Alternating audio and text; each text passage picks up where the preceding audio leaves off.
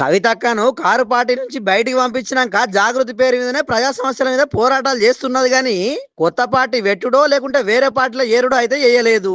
కాకుంటే ఇవాళ మాత్రం ఏకంగా ఏదో రోజు సీఎం అయితా 2014 నుంచి ఇప్పటిదాకా జరిగిన అన్యాయాల మీద విచారణ కూడా చేస్తా అని జర గట్టిగానే వార్నింగ్ ఇచ్చినట్టే మాట్లాడింది. ఇక రేవంత్ రెడ్డి ఎన్నో మాటలు మాట్లాడింది కానీ చర్యలు మాత్రం తీసుకుంటలేడు.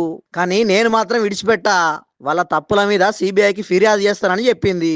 ఇక మా ఇంటాయన పేరు పార్టీ అధికారంలో ఉన్నప్పుడు ఎక్కడ వినవడలేదు, ఏ ఒక్క తప్పు పని కూడా అప్పుడు మేము చెయ్యలేదు. అయినా ఇప్పుడు ఆయన ఏదో తప్పు చేసిండు, అక్రమంగా భూములు పట్టా వేసుకున్నారు అన్నట్టు మా ఇంటాయన మీద తప్పుడు ఆరోపణలు చేస్తున్నారు. 2019లోనే ఆ భూముల నుంచి మా ఇంటాయన బయటకు వచ్చిండు. ఇక 2022లో ఆ భూముల మార్పిడికి మరి కేటీఆర్ ఎట్లా సంతకం పెట్టిండు, దానికి ఆయన సమాధానం చెప్పాలని సవాలేసింది. కారు పార్టీ పాలనలా ప్రతిపక్ష పార్టీ లీడర్ల ఫోన్లు మస్తుగా ట్యాపింగ్ చేసిరని బగ్గన విమర్శలు చేసిరు కదా. ఇక ఇప్పుడు కవితక్క కూడా అదే రాగం అందుకున్నది. Let time decide. ఎప్పుడన్నా ఎవరైనా ఎంక్వైరీ చేస్తే డిసైడ్ అయితే చూద్దాం. ఏమీ కాకపోతే నాకెప్పుడో ఒకసారి టైం వస్తుంది కదా, దేవుడు దయ ఉంటే నేను ముఖ్యమంత్రి అయితే కదా ఒకనాడు. ఆనాడు మాత్రం 2014 నుండి 2014 తెలంగాణ వచ్చినప్పటి నుండి ఇప్పటి వరకు అన్ని అన్యాయాల మీద నేను మాత్రం ఆరాధిస్తాను. ఎందుకంటే ఎవరు వచ్చి బయటకు వచ్చి మాట్లాడినా వాళ్ళని దబాయించాలి, వాళ్ళ మీద ఒక కేసు వేయాలి, వాడిని ఏదో అనాలి, బురద చల్లాలి అని అంటే కుదరదు. నేను అట్లా ఊరుకునే వ్యక్తిని కాదు. 10 ఏళ్లలో ఎన్నడూ ఎవరు గవర్నమెంట్లో నా భర్త పేరు వినలేదు.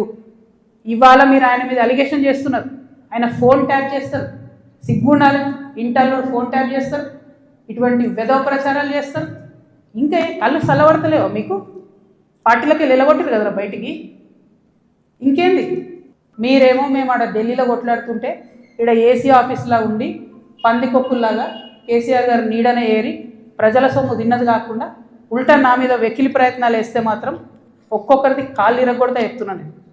నాకు ఇట్లాంటి భాష మాట్లాడడం ఇష్టం ఉండదు. ఇలా మాట్లాడక తప్పని పరిస్థితి అవుతుంది.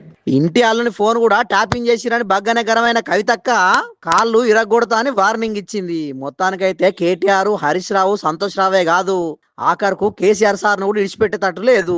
ఇవాళ కేసీఆర్ హయాంలో జరిగిన అన్యాయాల మీద ముఖ్యమంత్రి అయినాక విచారణ చేయిస్తా అన్నది.